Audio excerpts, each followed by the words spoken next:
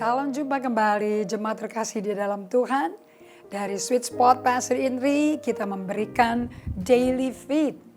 Kita bertanggung jawab untuk Anda semua mendapat juga apa yang pemimpinnya dapat dari Tuhan. Oke, kita masuk ke Yeskiel 47. Kami belajar bahwa dari episode sebelumnya, bahwa kalau Anda menerima Yesus dan Anda minum air hidup, dialah sumber air hidup itu, maka dari dalam batin Anda akan berubah. Bukan sekadar menjadi orang yang dipuaskan dengan air, tapi menjadi sumber mata air di dalam hidup Anda. Itu menyertai Anda. Right? And di Yeskiel 47 kita belajar, Nabi Yeskiel dibawa ke bait Allah. Waktu Anda di padang gurun, Musa di padang gurun. Right? Ini di masa-masa mereka keluar dari Mesir, ini yang terjadi pada mereka semua. Ternyata ada gambaran penglihatan masa depan yang luar biasa. Di mana air yang sudah asin, kering, racun, nggak bisa dipakai untuk masak, nggak bisa pakai buat minum, hidupnya kering kerontak, hancur-hancuran, nggak ada harapan. Kalau mendapat sungai, air sungai dari bait Allah keluarnya, dari sumbernya, maka air yang asin di laut asin itu, di laut mati akan berubah menjadi fresh water, menjadi air tawar. Anda baca di Yeskiel 47 ayat 1 sampai 12. Yang kita baca di sini. Dalam perjalanan pulang, sungguh sepanjang tepi sungai itu. Jadi air yang tadinya keluar dari bawah pintu bait Allah ternyata berubah menjadi tambah besar jadi sungai. Sampai ngerendam sampai Yeskiel mesti berenang dalam penglihatan itu. Right?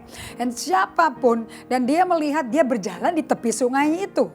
Ada banyak pohon di sebelah sini dan di sebelah sana. Dan dia berkata kepadaku, sungai itu mengalir menuju wilayah timur, menurun ke Araba Yordan dan bermuara di laut asin. Air yang mengandung banyak garam, gak ada kehidupan, adanya kematian. Dan air itu menjadi tawar.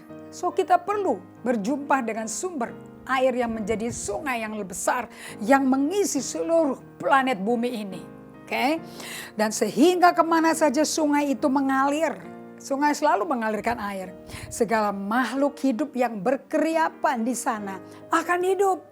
Tadinya setengah mati hidup mereka di laut asin, bahkan mati. Ikan-ikan akan menjadi sangat banyak. Kita ngomong apa nih? Prosperity. Ikan-ikan akan menjadi sangat banyak sebab kemana saja air itu sampai, air laut di situ menjadi tawar. Dan kemana saja sungai itu mengalir, semuanya di sana hidup. Isn't it amazing?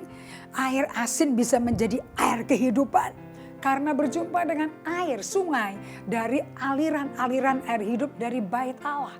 Kalau Anda berjumpa dan berhubungan setiap hari, datang kepada sumbermu, yaitu bait Allah yang adalah rumahnya Roh Kudus, maka perjalananmu di padang gurun menjadi proses pembangunan pengembangan kepemimpinanmu, di mana jiwa seorang pemimpin berkaliber Yesus, berkarakter serupa Kristus dikembangkan. So padang gurun itu tempat kepemimpinan dikembangkan. Tetapi jiwa kita adalah bait Allah, tempat roh Allah berdiam.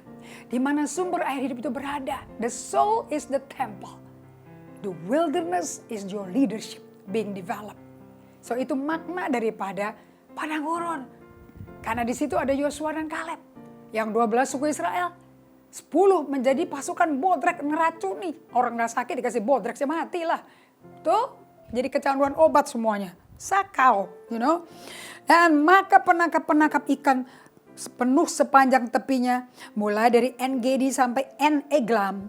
Darah itu menjadi penjemuran pukat. Wah, tadinya kering, gak ada akan, gak ada kehidupan. Sekarang penuh jala-jala semuanya.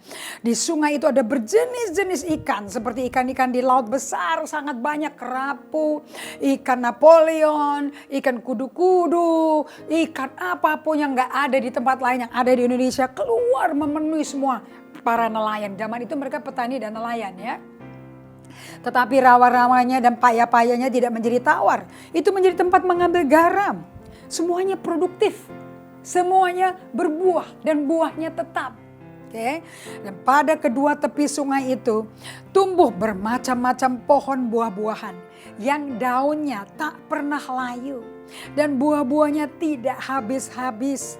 Sebab saya mau ulangi lagi, buahnya tidak habis-habis. Tiap bulan ada lagi buahnya yang baru. Sebab pohon-pohon itu mendapat air dari tempat kudus. Buahnya menjadi makanan dan daunnya menjadi obat. Inikah kitab Wahyu? Right. So, saya mau sampaikan pada Anda semua. Penglihatan nubuat selalu fokus on the future. And look at the future. Kalau kita kembali ke sumbernya. You cannot lead unless you always come to the source. Solitude and silence is turning our heart and our soul to the source. You become a healing for the nation.